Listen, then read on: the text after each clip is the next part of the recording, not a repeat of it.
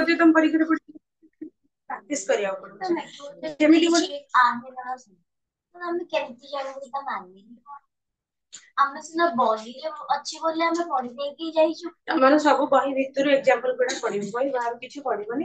या फिर ତମର ଯୋଉ ସାମ୍ପଲ ପେପର ଯୋଉଟା ମିଳୁଛି ତାରି ଭିତରେ ହିଁ ପଢିବ। ବେଶୀ କଷ୍ଟ ପଡିବନି ଯୋଉଟା କି ତମକୁ ଆସିବନି। ଆହେ ନୀଳ ଶୈଳ ମାନେ ଭଗବାନଙ୍କୁ ଡାକୁଛନ୍ତି ଯୋଉ କିଏ ଲେଖିଲେ ସାଲବେଗ। ତ ଶୈଳ ନୀଳ, ନୀଳ ହେଲା ରଙ୍ଗ, ଶୈଳ ଅର୍ଥାତ୍ କଣ ପର୍ବତ, ଶୈଳର ଅର୍ଥ ପର୍ବତ। ସିଏ ଅତି ଭାବ ବିଭଳ ହେଇକିନା ଭଗବାନଙ୍କୁ ଭଗବାନଙ୍କର ଅଙ୍ଗ କିଭଳି ବିଷ୍ଣୁ ହୁଅନ୍ତୁ କୃଷ୍ଣ ହୁଅନ୍ତୁ ଜଗନ୍ନାଥ ନୀଳ ରଙ୍ଗ, ତେଣୁ ଅତି ଭାବ ବିଭଳ ହଉଛି ସେ ଏତେ ବଡ ଯୋଉ ଦାରୁ ନା ସେଥିପାଇଁ ତାଙ୍କୁ କହୁଛନ୍ତି କି ଶୈଳ ବୋଲି ତୁଳନା କରିଛନ୍ତି, ପର୍ବତ ସହିତ ତୁଳନା କରୁଛନ୍ତି ନୀଳ ଶୈଳ ବୋଲି କହିଛନ୍ତି। ଯେମିତି ଆଉ ଗୋଟେ ଉଦାହରଣ ତ ଏଥିରେ ଗୋଟେ ଛୋଟ ଏଇଟା ଦେଇଛି ଯେ 8 ନମ୍ବର 301 ରେ ଗୋଟେ ଅଛି, ତୋଳି ମୁଁ ଧରିଲେ ଧଇଲେ ଗୋଳି ହୋଇଯାଉଥିବି, ତୋ ଦୁର୍ବଳ ଦେଖି କାହିଁ ବସିବ ମୁଁ ଡାକିନି ଲୋଭାନ୍ତି ବୋଲି ଡରୁଥାଉ ମନେ ବାର ବାର ବାରୁଥାଉ। 301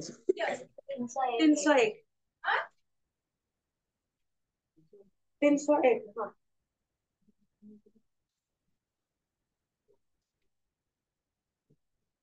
ସେଥିରେ ଯୋଉ ଗୀତଟା ଅଛି ତମେ ଯଦି ସେଟା ପଢିଥିବ, ଏଇଟା କୋଉ ସ୍କୁଲ ପଢିଥିବ ତାର ସେ ଗୀତଟା ପୁରା ପଢିବ, ପଦ୍ୟଟା କ୍ୱେଶ୍ଚିନ୍ ତାରି ଭିତରୁ ବାହାରିବ। ଯଶୋଦା କାହିଁକି ପୁତ୍ର କୃଷ୍ଣଙ୍କୁ ବନକୁ ଯିବାକୁ ବାରମ୍ବାର ମନା କରୁଥିଲେ? ତାରି ଭିତରେ ଅଛି ବାର ବାର ବାରୁଥାଏ ଯିବା ପାଇଁ ମନେ, ବାରୁଥାଏ ଅର୍ଥାତ୍ ବାରଣ କରୁଛନ୍ତି ବା ମନା କରୁଛନ୍ତି ବଣକୁ ଯିବା ପାଇଁ କି ଯଶୋଦା କାହିଁକି ବାରମ୍ବାର ମନା କରୁଛନ୍ତି କୃଷ୍ଣଙ୍କୁ। ତା ତଳ ଲାଇନ ଅଛି ନିଶାଚର ମାତାର ସୁମତି ସ୍ତୁତିକି ଡାକିନି ଲୋଭନ୍ତି ବୋଲି ଡରୁଥାଏ ମନେ। ଡାକିନି ମାନେ କଣ? ଡାକିନି ଲୋଭାନ୍ତି ବୋଲି ଡରୁଥାଉ ମନେ, ଡାକିନିର ଅର୍ଥ କଣ? ଡାହାଣୀ। ଠିକ ସେ ଯୋଉ ଜଙ୍ଗଲକୁ ଯାଉଛନ୍ତି ସେଠି ସବୁ ରାକ୍ଷାସୀ ଡାହାଣୀ ସବୁ ଥାଆନ୍ତି, ସେଇ ସମୟରେ ମନରେ ଗୋଟେ ଥାଏ ଯେ ରାତି ହେଲେ ଡାହାଣୀ ମାନେ ବାହାରନ୍ତି। ତ ଯଶୋଦାଙ୍କ ମନରେ ଭୟ ଅଛି ଯଦି କୃଷ୍ଣ ବଣକୁ ଯାଇଛନ୍ତି ଶୀଘ୍ର ଫେରି ନାହାନ୍ତି, ସନ୍ଧ୍ୟା ହେଇଗଲାଣି, ତାହେଲେ କାଳେ ତାକୁ ଡାହାଣୀ ତ ସୁନ୍ଦର ଶରୀରଟା ନା, ସାଧାରଣତଃ ଆମର ଗୋଟେ କଥା ଥାଏ ଗାଁ ଗହଳିରେ ବେଶୀ ସୁନ୍ଦରିଆ ସୁନ୍ଦରିଆ ଛୁଆ ଦେଖିଲେ କୁହନ୍ତି ଡାହାଣୀ ତାକୁ ନେଇଯିବ ଲୋଭ କରୁଛି ସବୁ କୁହନ୍ତି। ତ ସେଇ ସମୟରେ ଏଇଟା ଯେହେତୁ ପୁରାଣ ଯୁଗର କଥା, ସେ କଥା ଗୁଡାକ ଲୋକମାନଙ୍କର ମୁଣ୍ଡରେ ଥିଲା, ତେଣୁ କରିକି ନା ସେ କହିଲେ ଯେ ଯଦି ତୁ ବଣକୁ ଯାଉଛୁ ଫେରିକି ନ ଆସିବୁ ଜଲ୍ଦି, ତାହେଲେ ଡାହାଣୀ ସୁନ୍ଦର କୃଷ୍ଣ ବଳରାମ କେତେ ସୁନ୍ଦର, ତ ସେଇଥିପାଇଁ ସେ ଡରୁଛନ୍ତି। ତେଣୁ କାହିଁକି ମନା କରୁଥିଲେ ତାହେଲେ? ଡାହାଣୀ ଲୋଭେଇବେ, ତାକୁ ଲୋଭାନ୍ତି ବୋଲିକି ମନରେ ଭୟ ଆସୁଥିବାରୁ ସେ ବାରମ୍ବାର ମନା କରୁଥିଲେ ଯିବା ପାଇଁ କି ବଣକୁ।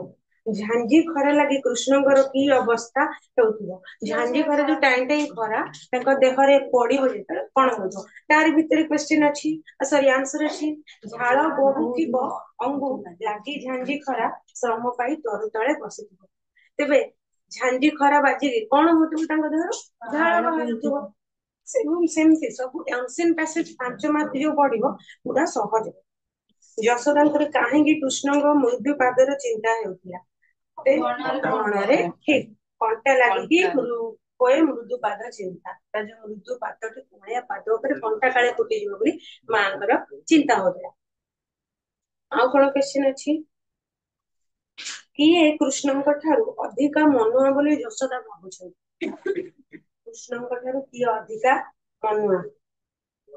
ତୁ ଅଧିକା ବାଇ ତୋର ବଡ ଭାଇ।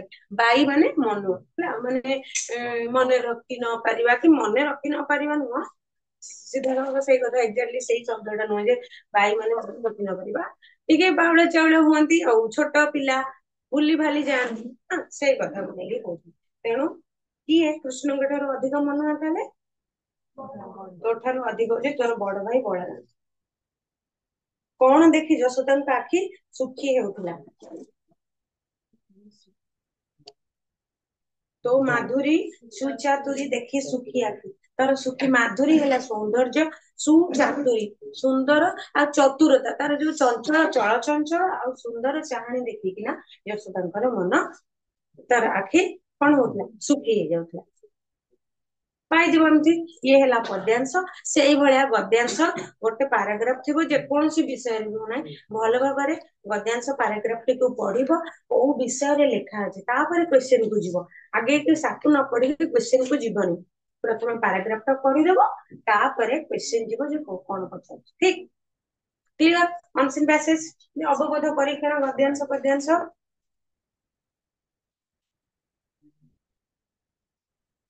संवाद प्रबंध प्रबंध टा गोटे थर कही क्लास रे प्रबंध रचना लिखिचे स्कूल ले समस्ते नहीं लिखिन कि यौतुक प्रथा तमर बन्या बात्या हेले जो पीड़ित है से सब भली रचना से भली प्रबंध लिखे चिट्ठी तो अल्प टिके कहिछि बोधे चिट्ठी चिट्ठी केते प्रकार कहिछि ना थरे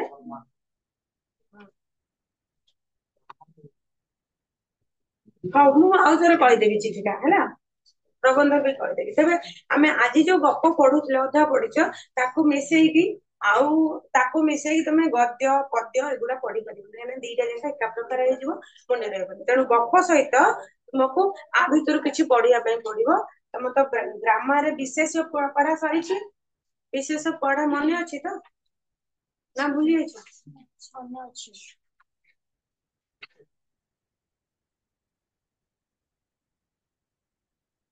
जदि मन अच्छी गोटे कहला प्रश्न पचार सारल सारल बही के खेलानी मत डायरेक्ट आंसर कह जदि बुझी आंसर कहबा है बही खेलाइबनी सारला दास ओडिशार व्यासदेव थिले एठी कौन कौन सब विशेष अच्छी कौन अच्छी सारला दास कौन किए ओडिशा व्यासदेव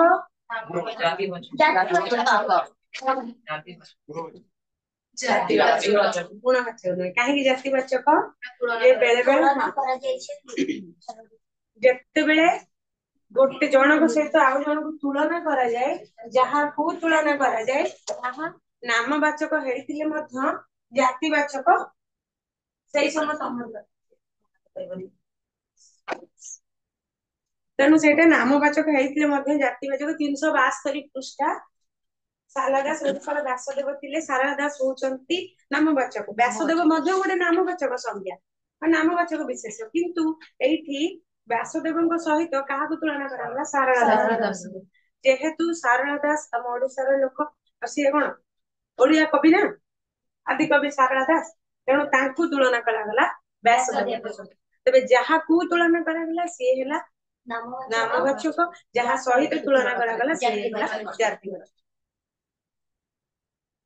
गुणवाचक जो कोगुड़ा कौच गुणवाचक है तुम गोटे मनुष्यर साधारण गुण साधारण धर्म मनुष्य हो कि गोटे वस्त्र वस्त्र गोटे धर्म हो है गुणवाचक कह सेगुड़ा सब गुणवाचक जमीती कि साधुता एक उत्तम गुण साधुता साधुता गुणवाचक पिलाटी सब सत कह सतटा है गुणवाचक तार गुण है सत कह देखा से सुंदर देखा सुंदरता गुणवाचक महात्मा गांधी नेतृत्व भारत स्वाधीन होता नेतृत्व से जनकर नेतृत्व नहीं लोक एकजुट करते से संगठन करके मेंट करके तार नेतृत्व नहीं सभापतित्व करते कहीं समस्ते गोटे कम कर तुम समस्त एकजुट कर समस्त मन नहीं चलवा जो मन शक्ति होता है सी जो तार से गुण नेतृत्व ना तार गुण ठीक गुणवाचक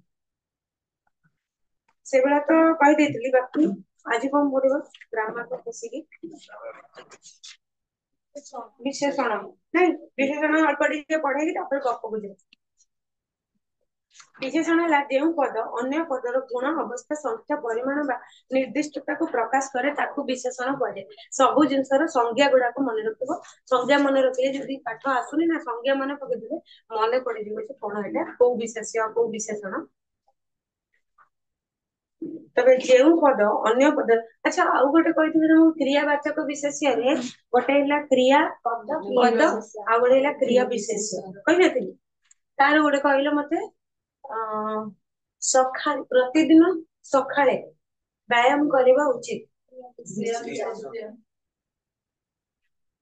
राम प्रतिदिन दौड़ुछि ठीक कहीं क्रियापद है क्रियापद कौन कौन रहा ସେଥିରେ ଅଛି କାଳ काल କର୍ତ୍ତା sorry, ପୁରୁଷ ବଚନ ठीक जो काल पुरुष वचन थिबार बोध होउची ताहा हैला क्रियापद आउ जोतरे से सब किछि विशेष बोध होउनी आ गोटे स्टेटमेंट बोली सेटा आमे जदि कहबा महानदी ओडिसा रो बड़ नदी एटा कोन गोटे स्टेटमेंट समस्त जानिचंती हमें परस्पर भितर कथा होउचे त तेनु आगरे कोन अछि क्रियापद किछि अछि कि एटा मध्ये विशेष माने अछि त तबे विशेषण रे जे पद अन्य पदर गोटे पद आउ गोटे पदर गुण को तार कोन गुण गुण कोन आगो गुण हले विशेष को जीव मने पकेइबा पई कि गुण अर्थात तार कोन आदर से सत है कहउथबो नले से साधुता थिबो नले से नेतृत्व ए सब गुण गुण को मन ता पाखरे गुण अवस्था संख्या परिमाण बा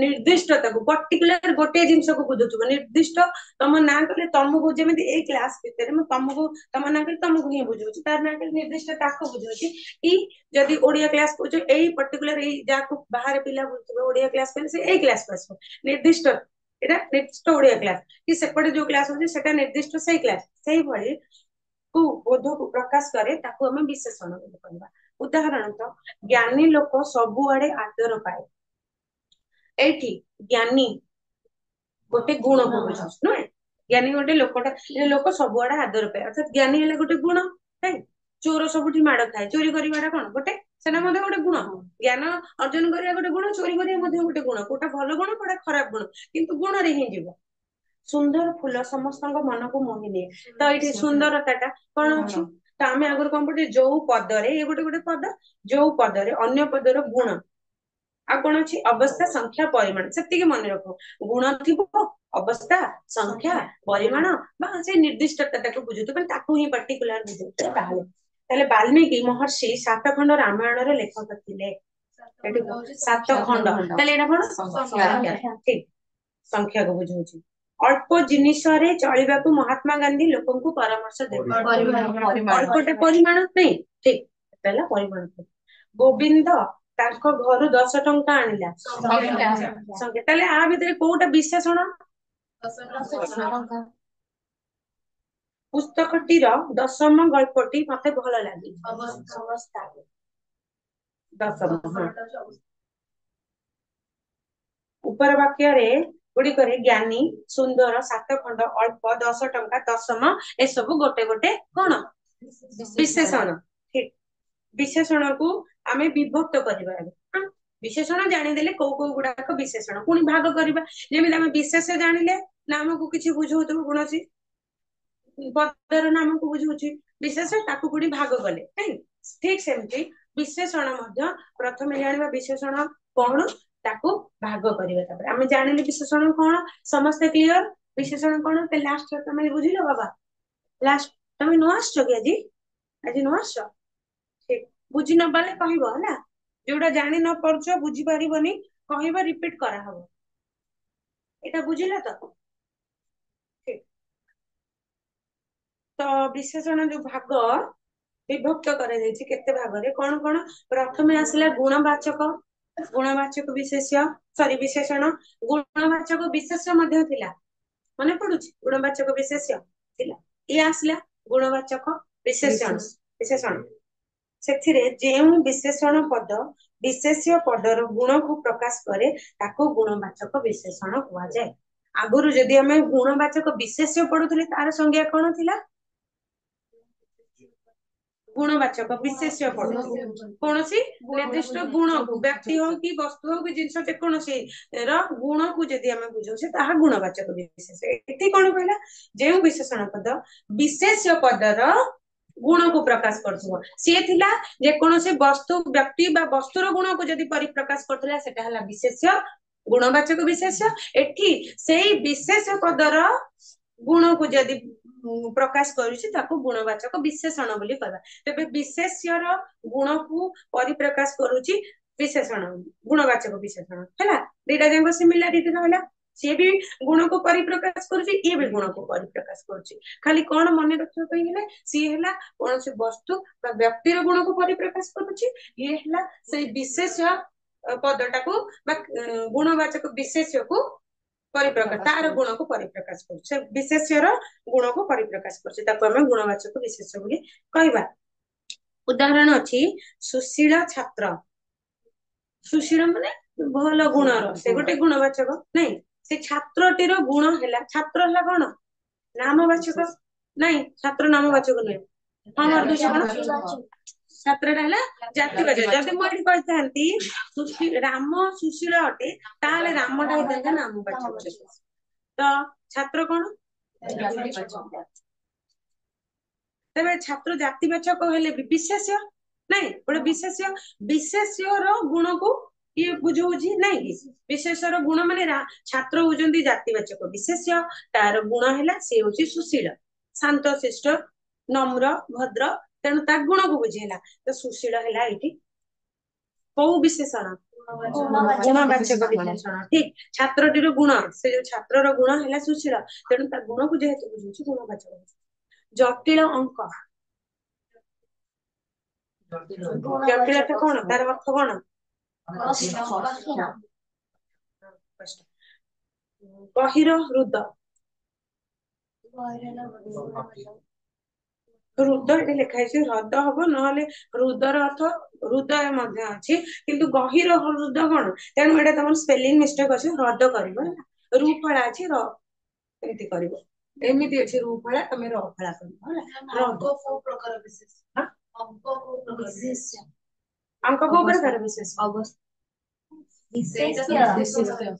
अंक कौन गणित वस्तुवाचक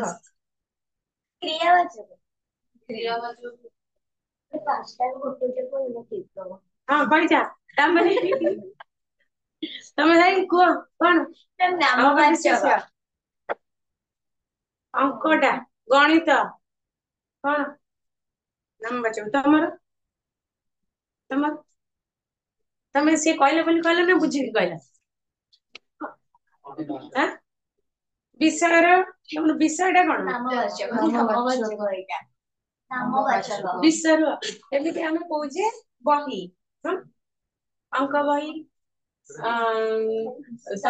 साहित्य बही विज्ञान बही इंग्लिश बही से दृष्टि कौन है यहाँ गोटे विषय ना पर्टिकुलर गोटे निर्दिष्ट विषय को बुझाऊँ ना अंक कहले तुम कौन साइंस क्लास रे बस कि तुमको मैथ क्लास रे बसिया कह तुम कौन नहीं जेकोसी रैंडमली जो क्लास रे नहीं से क्लास रे बस ना ना हम कि तो अंक क्लास रे बस मैं तुम पर्टिकुलर गोटे निर्दिष्ट क्लास रे जाइए बस अंक नाम अंक क्लास मैथ क्लास रे बस ओडिया क्लास रे बस ताले कौन है हृदटा कौन हाँ बुझीपारे भला समस्त बुझे तो अंक क्लियर हृदटा यहाँ हृद कर दियो हृद किसी हृदय शब्द अच्छी हृद शब्द अर्थ है हृदय किंतु ये जो तार लगी गहिर गहिर हृदय कौन गहिर हृद है तो हृदटा कौन कहीं ठीक ओडिशा केतेटा हृद अच्छी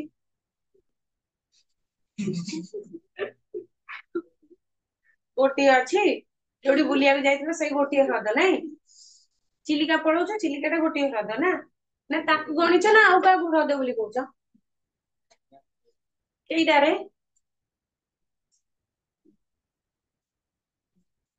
चिलिका सर अंशुपा एसबू कौटी अच्छी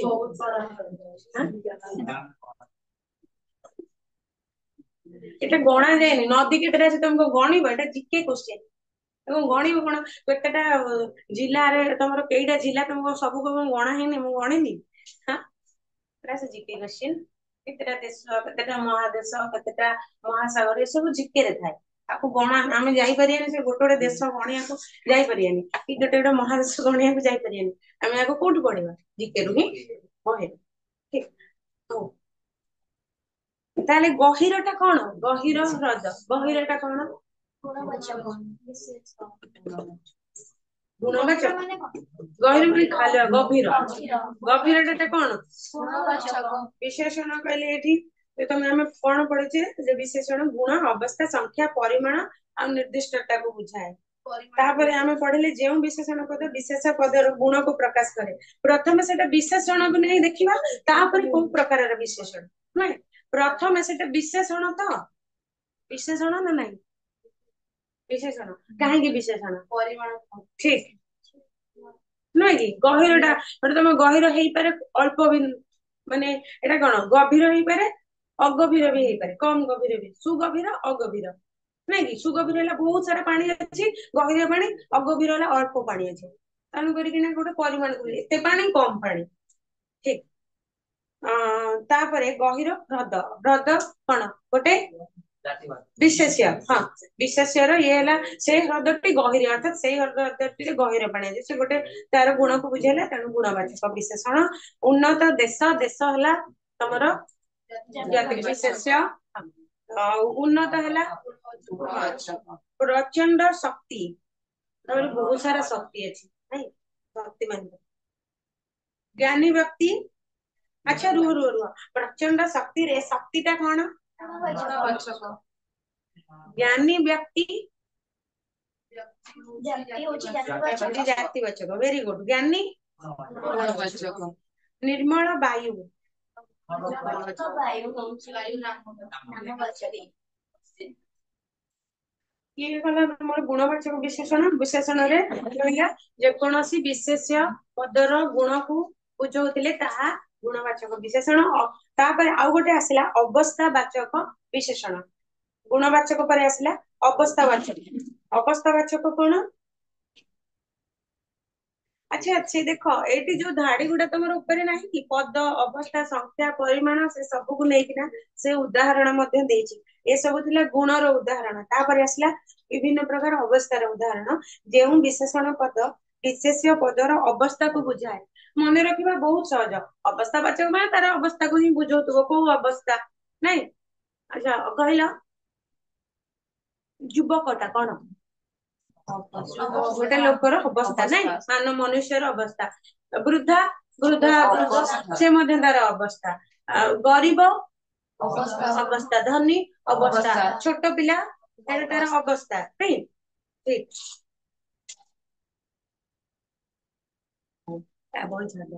ଚେୟାରଟା ପୁରା ବଢିଆ ଅଛି ସୁନ୍ଦର ଅଛି ମାନେ ଷ୍ଟ୍ରଙ୍ଗ ଅଛି ଏଇଟା ତାହେଲେ ଏଇଟା ତାର କଣ ଏଇ ଯୋଉ ଷ୍ଟ୍ରଙ୍ଗ ଟା କଣ ତା ଅବସ୍ଥା ଭଲ ଅଛି ଭାଙ୍ଗି ଭୁଙ୍ଗି ଯଦି ଯାଇଥାନ୍ତା ଚେୟାର ଅବସ୍ଥା ଖରାପ ଠିକ ତ ସେଇଭଳି ଉଦାହରଣ ଦେଲା ଛିଣ୍ଡା ସପ ସପ ଯୋଉଟା ଆମେ ପକେଇକି ବସନ୍ତି ସପଟା ଛିଣ୍ଡି ଯାଇଛି ତାହେଲେ ସେଇଟା ମଧ୍ୟ ତାର ଅବସ୍ଥା ଖରାପ ହେଇଗଲାଣି ଛିଣ୍ଡି ଗଲାଣି ଅବସ୍ଥା ବୃଦ୍ଧ ବ୍ୟକ୍ତିର ଅବସ୍ଥା ବୃଦ୍ଧ ବୁଢା ହେଇଗଲାଣି ଦଦରା ନାବ ହେଲା ନୌକା ବା ଡଙ୍ଗାଟି ଦଦରା ମାନେ ଫୁଟି ଫାଟି ଗଲାଣି ପୁରା ପୁରୁଣା ହେଇକି ନା ପତଳା ହେଇକି ହାଲତ ଖରାପ ହେଇଗଲାଣି ସେ ଦଦରା ଡଙ୍ଗା ପାଣି ପଶି ଯାଉଛି ଚାରିଆଡୁ ସେଇଟା ହେଲା ଦଦରା ଡଙ୍ଗା ପ୍ୟାଚ ମରା ହେଇଛି ସବୁଠି ତ ଦଦରା ହେଲା ମାନେ କଣ ପୁରୁଣା ହେଇଗଲାଣି ଡଙ୍ଗାଟି କ୍ଷତ ବିକ୍ଷତ ହେଇଗଲାଣି ଦରିଦ୍ର ଲୋକ ଦରିଦ୍ରତା ଭେରି ଗୁଡ ଦୁର୍ବଳ ଶରୀର ସେଟା ଶରୀର ଅବସ୍ଥା କେତେବେଳେ ମୋଟା ସୋଟା ହେଇକି ଖାଇ ପିଇକି ପେଣ୍ଡୁଲମ କେତେବେଳେ ନ ଖାଇ ନ ପିଇକି ଦୁର୍ବଳ ତେଣୁ ସେଇଟା ମଧ୍ୟ ମଣିଷର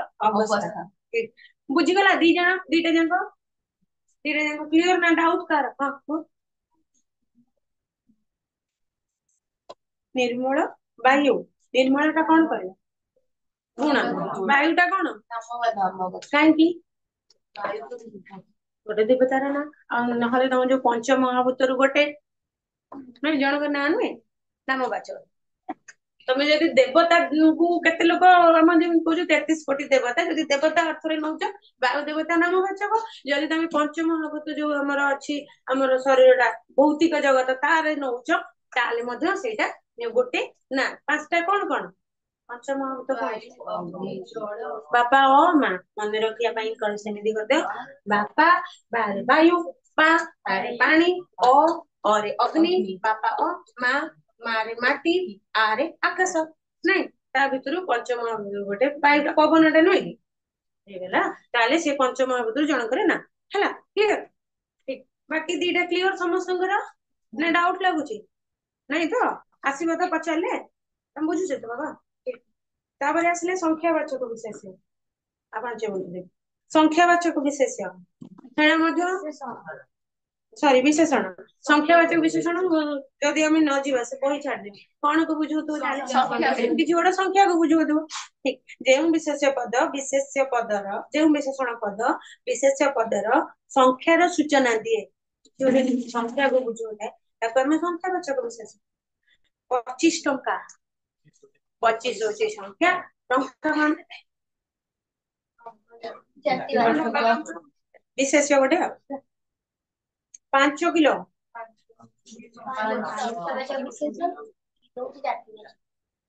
हाँ 5 किलो 2 किलो 3 किलो 10 किलो तुम कौन किले कहले 1 किलो दब 5 किलो कहले 5 किलो दब 7 समुद्र 7 कौन संख्यावाचक विशेषण है सेटा समुद्र है तेणु आम कौन पढ़िले कौन विशेष्यर हाँ विशेष्यर संख्या को बुझाऊे विशेषण संख्यावाचक विशेषण तेणु यहाँ विशेष है समुद्र जो भी विशेष हो किंतु विशेष तार संख्या को बुझाऊँ 7 तेणु करना संख्यावाचक 300 गछ 300 है संख्यावाचक गछ है तुम विशेष्य को विशेष्य 1000 लोक ठीक 3 लिटर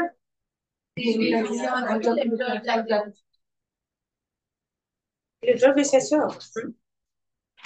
परिमाणवाचक है सेटा मध्य सही कौनसी हाँ विशेष्यर परिमाण को जब बुझाऊे परिमाण परिमाणवाचक विशेषण केते क्वांटिटी जिनस अच्छी कम बेसी तो जो विशेषण पद विशेष्य पदर परिमाण को जब बुझाऊे आम कौन कहवा परिमाणवाचक विशेषण कहवा उदाहरण बस्ताए चीनी गोटे बस्ता माने एते चीनी परिमाण को बुझेला बस्ताए चीनी भरणे धान धान भरणी तुम जो आगुरी मका चपाई रखा जाऊला अखारे जो माटी रे तैयार होता पेटुआ पेटुआ सब रखा हुए तो सब से माने पुरातन जुगरे प्राचीन जुगरे जिनस पत्र रखे अमार घरे जमी अमारे धान माने से घर भीतर घरे धान भरणे धान से गोटे मापिबा जिनस घम आउ केते कौन अच्छी मंचा मचा से कौन मापुच मपा चुपा सेर माण कुंचा रखा धान को सब मटी तमें से कौच मुझे घम कौच मटी राउंड एत बड़ पेटुआ तले गोटे गात थी बाहर कर अच्छा से कौ जगार से गोटे जिनस को केते प्रकार ना कहते ना जा हो कौन है भरण है परिमाण धान धान धान है विशेष्य 1 किलो चाउल किलो हाँ चाउल ठीक 1 लिटर क्षीर क्षीर विशेष्य टिके लुण टिके लुण एतिके परिमाण आउ लुण है विशेष्य प्रचुर धन बहुत सारा माने परिमाण बहुत सारा धन अच्छी पाखे प्रचुर धन धन है विशेष्य एते गुड़े धन है प्रचुर अच्छी से परिमाण प्रचुर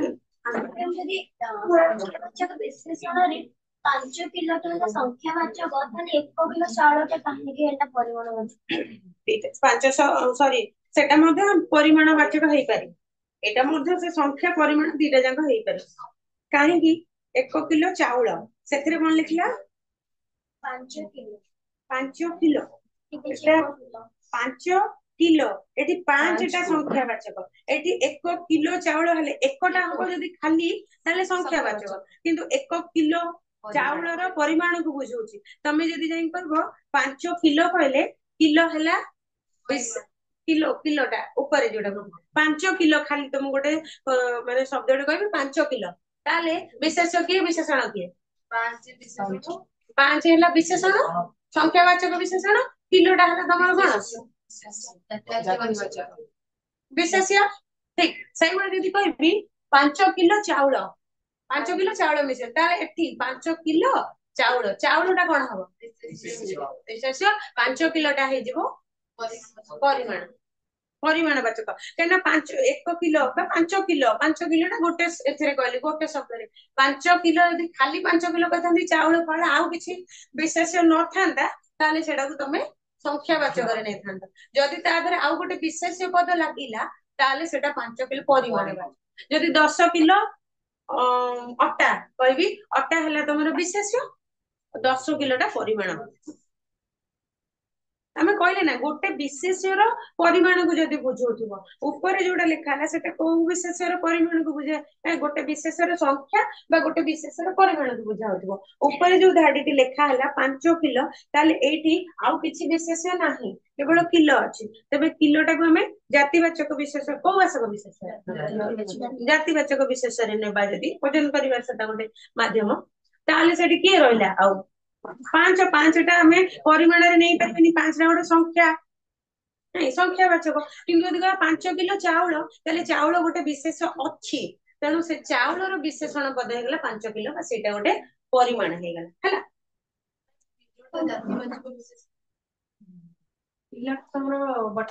କିଲେ, ଅଧ କିଲୋ, କିଲୋ କହିଲେ ତମେ କିଲେ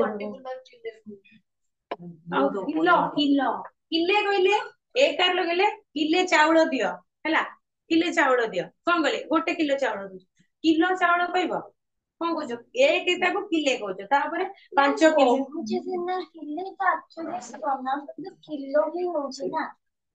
କଣ ପର୍ଟିକୁଲାର କିଲୋ କଣ, ତମେ କିଲୋଟାକୁ ଏକରେ ବି ଲଗଉଛ, ଏକରେ ଲଗଉଛ, 5ରେ ବି ତାକୁ ଲଗଉଛ, ତାହେଲେ ତମେ ଯଦି ଯାଇ ଦୋକାନରେ କହିବ କିଲେ ଚାଉଳ ଦିଅ, ସେ କିଲେ ଚାଉଳ ଦବ। ତମେ ଯାଇ ଯଦି କହିବ 5 କିଲୋ ଚାଉଳ ଦିଅ, ସେ କଣ କିଲେ ଚାଉଳ ଦବ? କିଲେଟା କଣ ଖାଲି ସେଇ ଗୋଟେ ଜିନିଷ ଗୋଟେ ଜାଗାରେ ନିର୍ଦ୍ଦିଷ୍ଟରେ ବୁଝଉଛି, ମାନେ ଅର୍ଥାତ ଗୋଟେ ଉଦାହରଣ ଦେଲି, ସପୋଜ ତମେ କହୁଛ କିଲେ ମାନେ 1 କିଲେ ମାନେ ସେଟା ହେଇଯିବ ନାମବାଚକ, ଏଇଆ କହୁଛ। ତ କିଲେ ଚାଉଳ ଯେତେବେଳେ ତମେ ଦୋକାନ ଯାଇକି ମାଗିଲ ସେ କିଲେ ଚାଉଳ ଦିଅ ବୋଲି ସେ କିଲେ ଚାଉଳ ଦେବେ ହେଲା। କିଲୋ ଶବ୍ଦଟାକୁ ତା ଦେହରେ ଲଗେଇଲେ ନା ନାଇଁ, କିଲେ କହିଲେ ଏକରେ, ଏକଟା ଉଜ୍ଜ ରହୁଛି, କିନ୍ତୁ କିଲେ କହିଲେ ସିଏ ବୁଝୁଛି, ଦୋକାନୀ କଣ ବୁଝୁଛି 1 କିଲୋ ଚାଉଳ ବୋଲି ବୁଝୁଛି, କିନ୍ତୁ ତମେ ଏକଟାକୁ ପାଟିରେ ନ କହିକି କିଲେ ବୋଲି କହିଦଉଛ, କିନ୍ତୁ ଏକଟା ଅଛି ଉଇହ ରହୁଛି ଭିତରେ, ଲୁଚିକିନା ରହୁଛି, ତାର ଅର୍ଥ କହିଲେ ନାହିଁ ଅଛି। ତ ତାହେଲେ ତମେ ଯାଇ ସେଇ ଦୋକାନୀ ବାଲାକୁ 5 କିଲୋ ଯଦି ଚାଉଳ ମାଗିବ, ସେ ତମକୁ କଣ ସେଇ କିଲେ ଚାଉଳ ଦବ କି? ତାର ସେ ଏକ ଯୋଉ ଲୁଚିକି ଏକଟା ରହିଛି, ତାର ଅର୍ଥ କିଲେ ଚାଉଳ ଦିଅ ମାନେ 1 କିଲୋ ଚାଉଳ ଦିଅକୁ ବୁଝାଉଛି।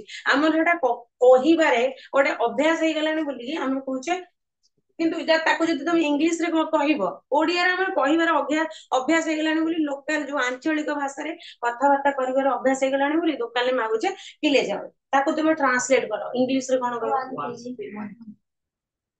ତମେ କାହିଁ ଡିଷ୍ଟର୍ବ ହଉଛ ମଝିରେ? ନା ତମେ ତ ଡିଷ୍ଟର୍ବ ହଉଛ, ଆକୁ ବି ଡିଷ୍ଟର୍ବ କରୁଛ, ସେ ତ ପଢୁଛି ଧ୍ୟାନ ଦେଇ। ମୁଁ କେତେ ଥର ଲକ୍ଷ୍ୟ କଲିଣି, ସେ ତ ଟିକେ ଧ୍ୟାନ ଦେଇ ଶୁଣୁଛି, ଟିକେ ଶୁଣୁଛ ତାକୁ ଟିକେ ଗପୁଛ, ଟିକେ ଶୁଣୁଛ ତାକୁ ଟିକେ ଗପୁଛ, କାହିଁକି? କିଛି ପ୍ରୋବ୍ଲେମ ହଉଛି, ଡାଉଟ ଆସୁଛି, ଆଉ କଣ କଣ ଅସୁବିଧା ଅଛି? ତମର ଓଡିଆ ଅଛି, ଆଉ ଅଛି ଯଦି ତାକୁ କାହିଁ ଡିଷ୍ଟର୍ବ କରୁଛ? କାହିଁକି ବୁଝିବୁନି ନ ବୁଝିଲେ ମତେ କହିବ ହେଲା। ଆଉ କୋଉ ଡିଷ୍ଟର୍ବ, ସେ ତ ତାର ପଢୁଛି ନା, ଠିକ। ହଁ ମତେ କୁହ, ତାକୁ ଟ୍ରାନ୍ସଲେଟ କରିଦିଅ କିଲେଟା। ଯଦି ତମେ ସପୋଜ ଇଂଲିଶ ର ଲୋକ ହେଲା, ଇଂଲିଶ ର ଲୋକ, ତମେ ଇଂଲିଶ ରେ ଚାଉଳ ମାଗିବ, ତାହେଲେ କଣ କହିବ? 1 କେଜି ନା 1 ଟା କାଇଁ ଲଗେଇବ ଆଉ, ତମେ କିଲେ ଚାଉଳ ମାଗିଲେ ସେ ଦଉଛି କିଲେ ଚାଉଳ, ତମେ ତାକୁ କେଜି ରାଇସ୍ ମାଗିବ, ସେ କେତେ ଦବ ତମକୁ? କେଜି ରାଇସ୍ ଯଦି ଦୋକାନରେ ମାଗିବ କେତେ ଦବ ସେ?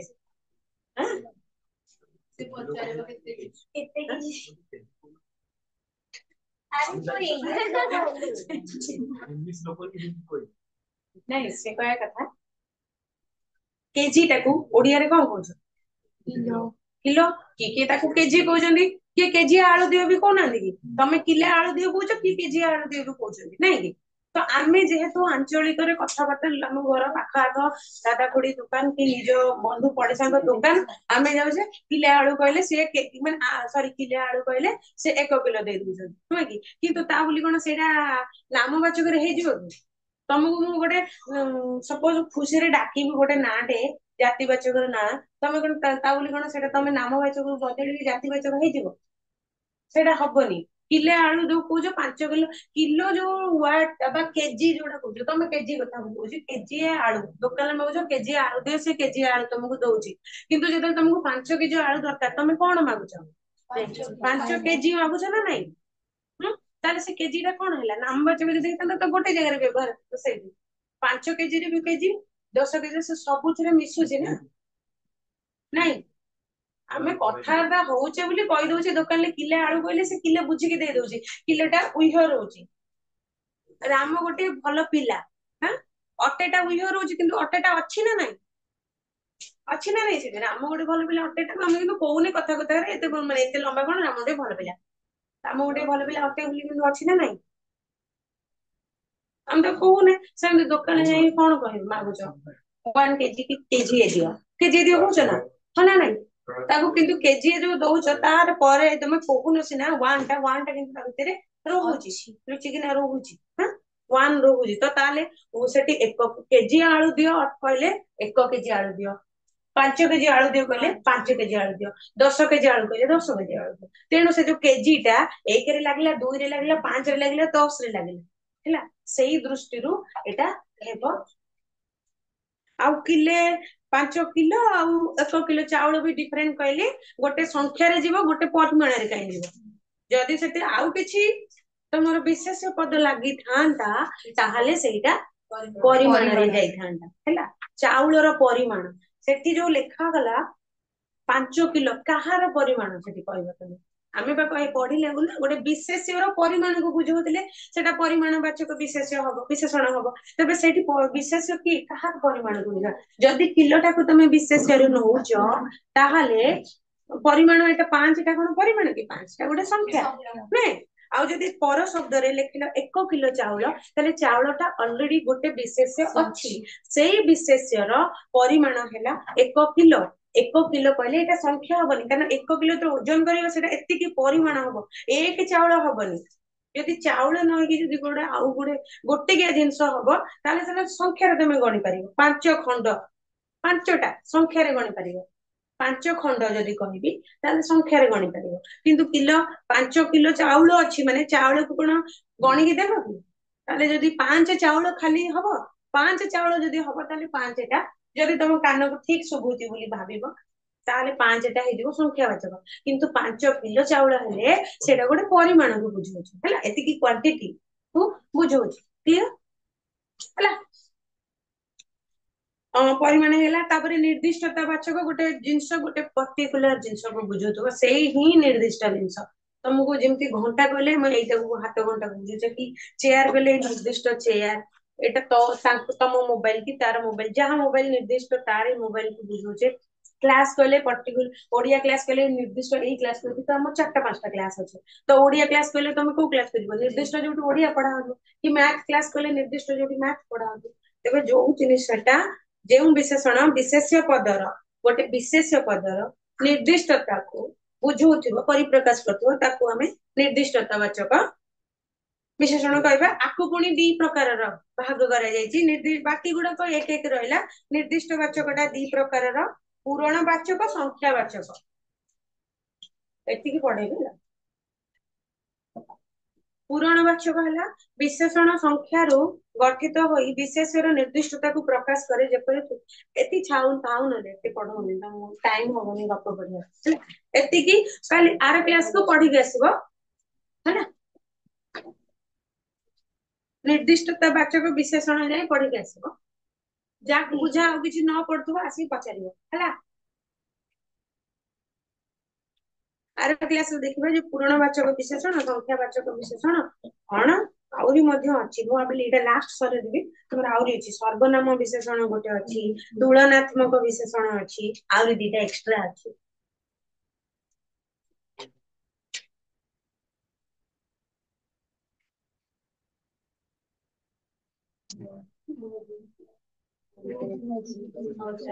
पढ़ा होतला तमरा गप 166 वोमन से सिना पढ़ी नहीं तागर से इच्छा रे पढ़ी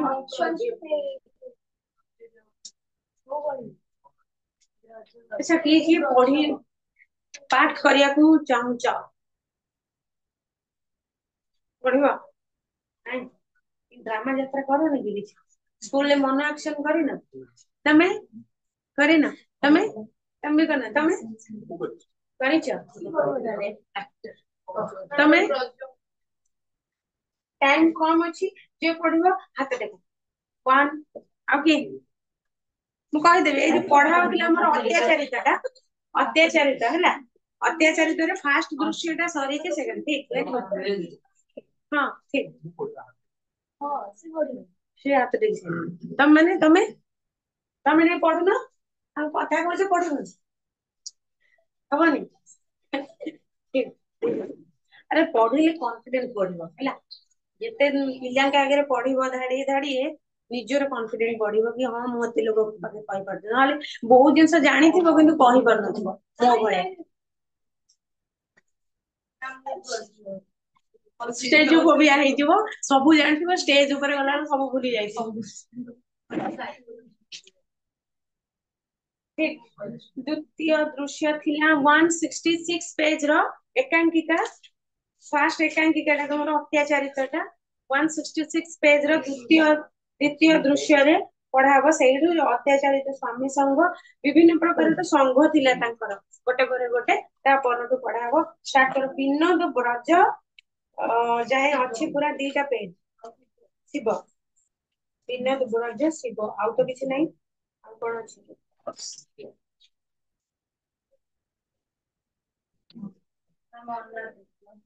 आउ एतिके आगे पढ़ी सारा विनोद ब्रज शिव ए तो दी जण होला आउ की पढ़िबो न पढ़ले विनोद के तुम विनोद पढ़ हैला आस्ते पढ़िबो से बड़ क्लास होची है गप समस्त बही देखो गपडा तो देखिबो हा ठीक स्टार्ट कर ଆପଣଙ୍କର କଣ ଦରକାର ରଜ आज्ञा मु जण अत्याचारित स्वामी ଓ ବସନ୍ତୁ ବସନ୍ତୁ ଆପଣଙ୍କର ନାଁ रज बिहारी पति କଣ କରନ୍ତି ଓ ବୁଝିଲି कौन बुझिला आज्ञा କାହିଁକି ଆପଣଙ୍କ ସ୍ତ୍ରୀ ଆପଣଙ୍କ ଉପରେ ଅତ୍ୟାଚାର କରନ୍ତି काहे ପରେ ଜାଣିବେ ଆମର ଜଣେ ସାଇକାଟ୍ରିଷ୍ଟ ଅଛନ୍ତି ସିଏ ଆପଣଙ୍କୁ କେତେ ଗୁଡ଼ିକ ପ୍ରଶ୍ନ ପଚାରିବେ ଆପଣଙ୍କ ତରଫରୁ କି ଦୋଷ ତ୍ରୁଟି ରହିଛି ବୁଝିନେବେ ଓ ତାପରେ ଚିକିତ୍ସାର ବ୍ୟବସ୍ଥା କରିବେ ଆପଣ ଏ ସଂଘରେ କି କାର୍ଯ୍ୟ କରନ୍ତି ମୁଁ ଏ ସଂଘର ସମ୍ପାଦକ ତେବେ ମୋ ବିଷୟରେ ଟିକେ ଶୀଘ୍ର ବୁଝି ଦିଅନ୍ତୁ ଆପଣଙ୍କୁ 100 ଟଙ୍କା ଫିସ୍ ଦବାକୁ ପଡ଼ିବ अच्छी तो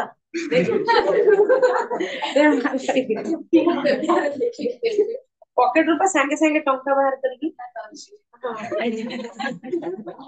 नियंतु नियंतु आके आई सागे तक ठीक ये मते डाके सीताराम बाबू को डाको नियंतु सांगे सांगे देला तापरे अच्छा शिवराम बाबू को डाको तुम कहलो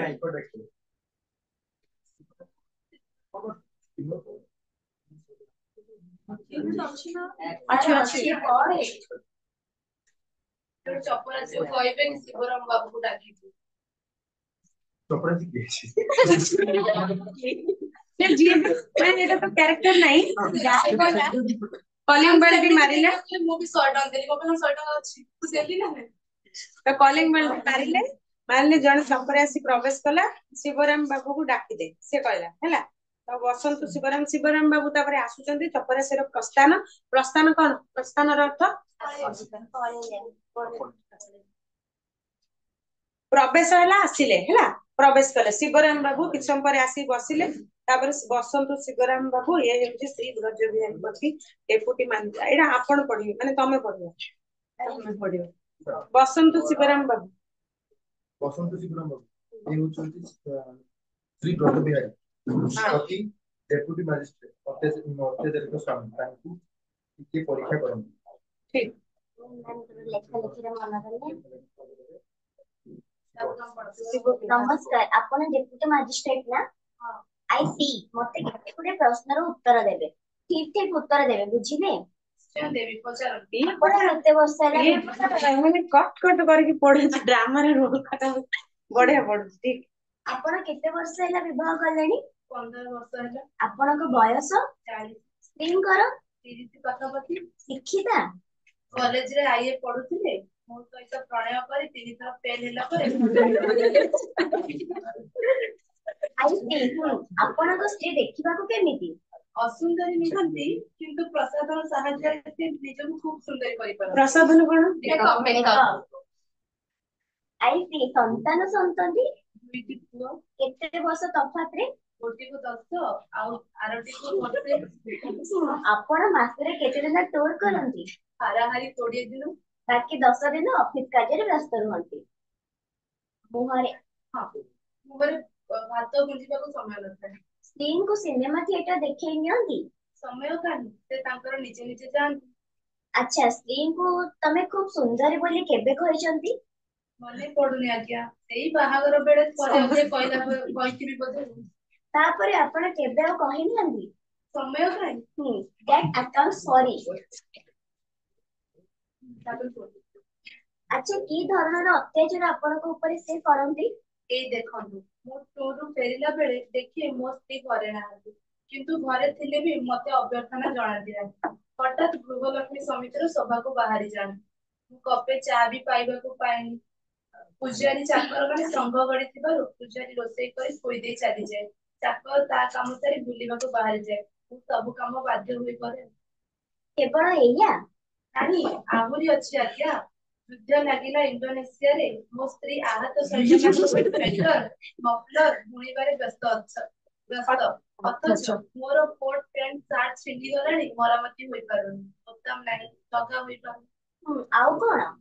ଅଧିକାଂଶ ସମୟରେ ମୋ ସ୍ତ୍ରୀ ବାହାରେ, ପ୍ରାୟ ରାତି 10ଟା ବେଳକୁ ଘରକୁ ଫେରନ୍ତି। ଅଧିକାଂଶ ସମୟରେ ବାହାରୁ ଖାଇ କରି ଆସିଥାନ୍ତି। ଓ, ସେହି ଯଥେଷ୍ଟ। ଦେଖନ୍ତୁ ବ୍ରଜବାବୁ, ଏଥିରେ ମୁଁ ଦେଖିଛି ଆପଣଙ୍କର ହିଁ ଦୋଷ। ତମେ କହିଲ, ତମେ ଶୁଣୁଛ ତ? କହିଲ କଣ ପାଇଁ ସେ ସ୍ୱେଟର ବନଉଥିଲେ?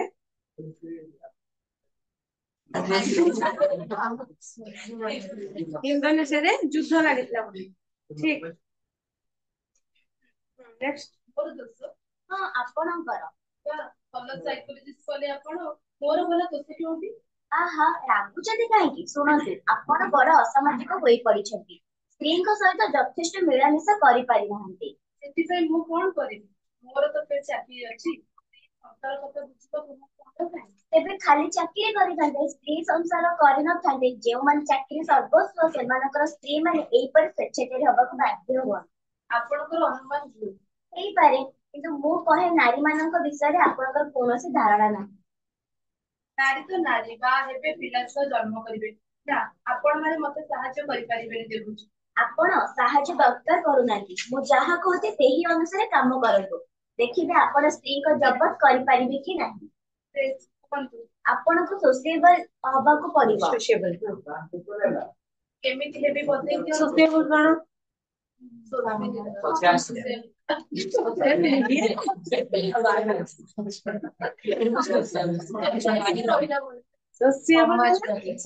ସମସ୍ତଙ୍କ ମିଶିବ, ସମସ୍ତଙ୍କ କଥାବାର୍ତ୍ତା କରିବ, ଗପସପ କରିବ, ଏକୁଟିଆ ନ ରହିବା, ସେଇଟା କୁହାଯାଏ। ସୋସିଆଲ ମିଡିଆ କୋଉଠି ଥିଲା? ପ୍ରତିଦିନ ଅନ୍ତତଃ ଘଣ୍ଟାଏ ଲେଖେ ଅନ୍ୟ କୌଣସି ମହିଳାଙ୍କ ସଙ୍ଗେ ମିଳାମିଶା ଓ ଗପସପ କରିବାକୁ ପଡିବ। ଅନ୍ୟ ମହିଳା? ହଁ।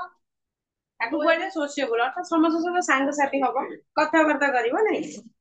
ମୁଁ ଏବେ ସେମିତି କହିବି। ଆପଣଙ୍କୁ ସେଥିପାଇଁ ବ୍ୟସ୍ତ ହବାକୁ ପଡିବନି।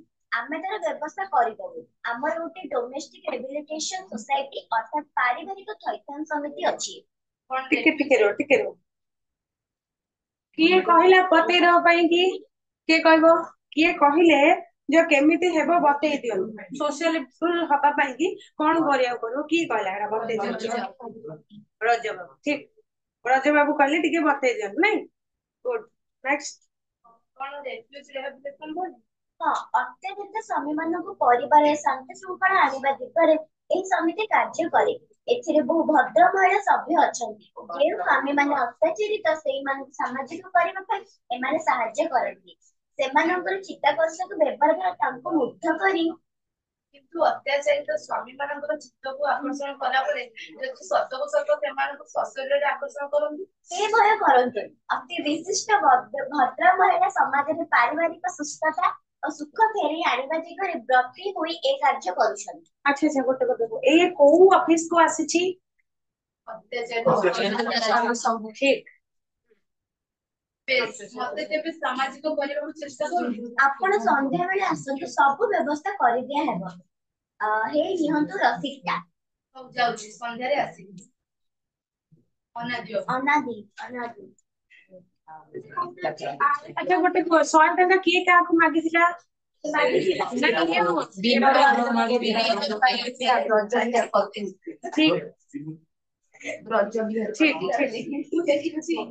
ଖାତାରେ ଲେଖିବ ବିନୋଦ ମାଗିଥିଲା ବ୍ରଜକୁ, ସିଏ ତାକୁ ମାଗିଥିଲା ଲେଖନି।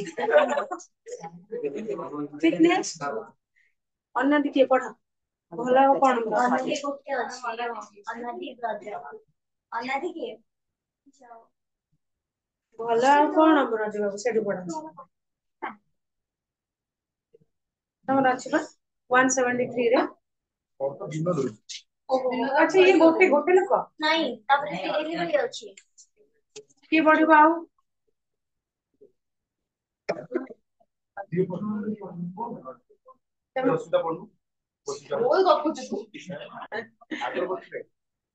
ତମେ ପଢିବ? ମ୍ୟାମ୍ ଇଏ କହିଥିଲେ ଆର କ୍ଲାସରେ ପଢିବ। ତମେ ତମେ ସ୍କୁଲରେ ଭାଷଣ ଦେଇଛ ନା ଦେଇନ? ତମେ ପଢିବ? ଭେରି ଗୁଡ, ଫାଷ୍ଟ ଡେ ଆସିଛି। ଓକେ ପଢ ପଢ। ମୁଁ ଆଉ ପଚାରିଥାନ୍ତି ପ୍ରସ୍ତାବ କଲାବେଳେ ପ୍ରବେଶ କଲେ ଅନାଦି ବାବୁ। ଆରେ ଅନାଦି ବାବୁ ଯେ, ସବୁଦିନ ପରେ ଦେଖା, କଣ ସବୁ ଭଲ ତ? ଆପଣ ବି ମୋରି ଭଳି ଜଣେ ଅତ୍ୟାଚାରିତ ସ୍ୱାମୀ? ହଁ ଆଜ୍ଞା, ଆପଣଙ୍କ ଭଳି। ଆପଣ ବି ମୋରି ଭଳି ଅସାମାଜିକ, ସ୍ତ୍ରୀଙ୍କ ପ୍ରତି ଯଥେଷ୍ଟ ବୁଦ୍ଧି ଦେଇପାରନ୍ତି ନାହିଁ ନିଶ୍ଚୟ। ମୁଁ ତା ନୁହେଁ ଆଜ୍ଞା, ତା ନୁହେଁ, ବରଂ ଅତି ବେଶୀ ମାତ୍ରାରେ ବିଦ୍ୟାଳୟରେ ସ୍ତ୍ରୀ ମୋ ଉପରେ ଅତ୍ୟାଚାର ଆରମ୍ଭ କରିଦେଇଛନ୍ତି। ଏମିତି ବି ହୁଏ? ହୁଏ, ଯେତେବେଳେ ଯାହା ଦରକାର ସବୁ ଯୋଗାଇ ଦେଲି। ଶାଢୀ, ଗାଡି ଗାଡି ଆଉ ଗାଡି କରିବା ପାଇଁ। ତାହେଲେ ତ ସିଏ ଆପଣଙ୍କୁ ଖୁବ ଭଲ ପାଇବା କଥା। ତା ଉପରେ ସିଏ ଭଲ ପାଇ ତା ଘର ଦିନେ ଛାଡି ଦିନ ଭଡା କରି ଗାର୍ଡେନ ପାର୍ଟି କରିବାକୁ, ଆଉ ଅନ୍ୟମାନଙ୍କ ସହିତ ଗାଡିରେ ହାୱା ଖାଇ ଇଏ ତ ବଡ ଅନ୍ୟାୟ କଥା। ଆପଣ ଏସବୁ କିପରି ବରଦାସ୍ତ କରୁଛନ୍ତି? ଖାଲି ଏତିକି ଦେଇଥିଲେ ଯଥେଷ୍ଟ ହୋଇଥାନ୍ତା। ଶ୍ରୀମତୀ ଦେବୀଙ୍କର ସ୍ୱାମୀ ଭାବରେ ମୋରି ଆଦର ବି ସମାଜରେ ବଢୁଥିଲା। ତେବେ କଣ ହେଲା? ସେ ରୀତିମତ ଅନ୍ୟ ସହିତ ପ୍ରଣୟ ଆରମ୍ଭ କଲେ। ସତେ ନା କଣ? ତେବେ ଆପଣଙ୍କୁ କେସଟା ତ ବଡ ସାଂଘାତିକ। ଦେଖାଯାଉ କଣ ହେଉଛି। କଣ ବିନା ଆସିବି ତ? ହଁ ନିଶ୍ଚୟ ନିଶ୍ଚୟ, ଆପଣ ମାନଙ୍କ ଭଳି ଲୋକମାନଙ୍କ ପାଇଁ ସଂଘ ଗଢା ହେଇଛି। ଆଉ ଆଚ୍ଛା, ସଂଘ ଏ ଦିଗରେ ଆପଣଙ୍କୁ କି ସାହାଯ୍ୟ କରିବ? ମୋ ସ୍ତ୍ରୀକୁ ଦେଖି ଦେଖି ଅନ୍ୟ ନାରୀ ମାନଙ୍କ ସହିତ ମିଳାମିଶା କରିବି, ସେମାନଙ୍କ ସହିତ ପ୍ରଣୟ ଅଭିନୟ କରିବି। ଓ ବୁଝିଗଲି। କିନ୍ତୁ ଗୋଟାଏ କଥା, ପ୍ରଣୟର ଏଇ ଅଭିନୟଟା ଯଦି ସତ୍ୟରେ ପରିଣତ ହୁଏ?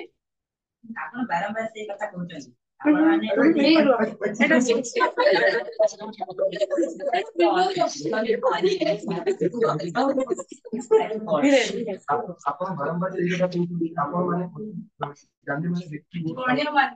ଆପଣ ମାନେ ଗଣ୍ୟମାନ୍ୟ ବିଶିଷ୍ଟ ବ୍ୟକ୍ତି ଗୁଡାକ ଆଉ ସମିତିର ସଭ୍ୟ ମାନେ ବି ଅତି ଗଣ୍ୟମାନ୍ୟ। ତେଣୁ କୌଣସି ଦୁର୍ଘଟଣା ଘଟିବାର ଆଶଙ୍କା ନାହିଁ। ସଂଘର ସାଧୁ ଉଦ୍ଦେଶ୍ୟ ବିଷୟରେ କୌଣସି ସନ୍ଦେହ ଆପଣଙ୍କ ଭଳି ଲୋକମାନଙ୍କୁ ରଖିବା ଉଚିତ ନାହିଁ। କ୍ଷମା କରିବେ, ମୁଁ ଖାଲି ଦୁର୍ଘଟଣା କଥା କହୁଥିଲି। ହଉ ଅନାଦି ବାବୁ, ମୁଁ ତେବେ ଆସେ। କହି ବାହାରିଲା ବେଳେ ହଠାତ୍ ଝଡ ବେଗରେ ବନମାଳା ଦେବୀଙ୍କ ପ୍ରବେଶ। ବ୍ରଜ ବାବୁ ଚମକି ଠିଆ ହେଲେ। ମୋ ସ୍ତ୍ରୀ ବନମାଳା ଦେବୀ ଆସେ। ଆସନ୍ତୁ ବନମାଳା ଦେବୀ। ଇଏ ହେଉଛନ୍ତି ଶ୍ରୀ ଡେପୁଟି ମାଜିଷ୍ଟ୍ରେଟ ଆଉ ଏଇ ଅନାଦି ବାବୁ, କଟକ ବିଶିଷ୍ଟ ବ୍ୟବସାୟୀ ବ୍ରଜ ବିହାରୀ ଓ ଅନାଦି ବାବୁଙ୍କୁ ଚାହିଁ ଆଉ ଏଇ ଶ୍ରୀମତୀ ବନମାଳା ଦେବୀ, ଆମର ପାରିବାରିକ ଥଇଥାନ ସମିତିର ଚେୟାରମ୍ୟାନ। ନମସ୍କାର କଲେ ବନମାଳା ପ୍ରତି ନମସ୍କାର ଜଣାଇଲେ, କିନ୍ତୁ ବ୍ରଜ ବାବୁ ପୂର୍ବ ପରି ନିଶ୍ଚୟ ହେଲେ। ବନମାଳା କି ତମେ କାହିଁକି ଏଠି? ପଢିବ ନାଇଁ ନାଇଁ ମୁଁ ପଢିଯାଇଛି। ଦିନ କହୁଛୁ ତ କହିଲି ତମେ କାହିଁକି ଏଠି? ସିଏ ଜଣେ ଅତ୍ୟାଚାରିତ ସ୍ୱାମୀ ଆମ ସଂଘର ସାହାଯ୍ୟ ନେଇଛି। ସତେ? ଆପଣ ତାଙ୍କୁ ଚିହ୍ନିଛନ୍ତି? ହଁ ଭଲ କରି ଚିହ୍ନେ। ମୁଁ ତାଙ୍କୁ ତାଙ୍କ ସ୍ତ୍ରୀଙ୍କ ଅତ୍ୟାଚାରରୁ ମୁକ୍ତ କରିବି। ତାଙ୍କ ଭାର ମୋ ଉପରେ ଛାଡି ଦିଅନ୍ତୁ।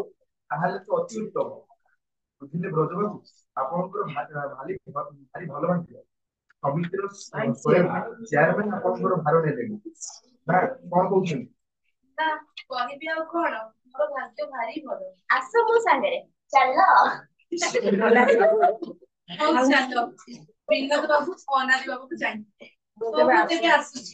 ନମସ୍କାର। ଆପଣଙ୍କ ସମିତିର ଚେୟାରମ୍ୟାନ ଏଇ ବନମାଳା ଦେବୀ ମୋର ସହଧର୍ମୀ।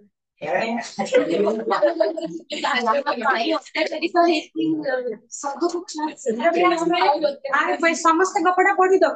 କ୍ୱେଶ୍ଚିନ୍ ଆନ୍ସର ଏଇଠି ପଚାରିବି, ଯିଏ ପଢିছে ଜଣା ପଡିବ। ଜଣେ ଜଣକି ଠିଆ ହେଇକି କହିବ, ଆଉ ଯୋଉ ବିଶେଷଣ ଟା ପଢିକି ଆସିଥିବ। ଇଏ ତ ଗପ ସିନା ତୁ ଏଇଠି ମନେ ରହିଗଲା ଅଧା, କିନ୍ତୁ ବିଶେଷଣ ଟା ପଢିକି ଆସିଥିବ। ଆରେ କ୍ଲାସ ରେ ପଢିବା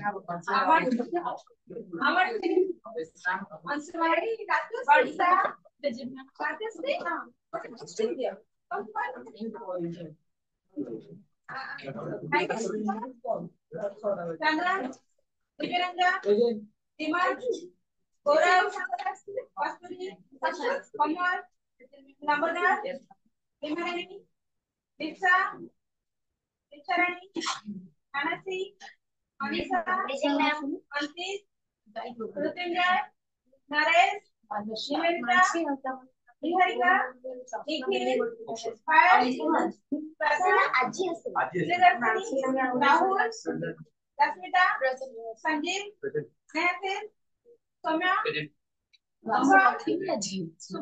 ତମ ସାଙ୍ଗରେ ଯୋଉ ଆଜି ଆସିବେ।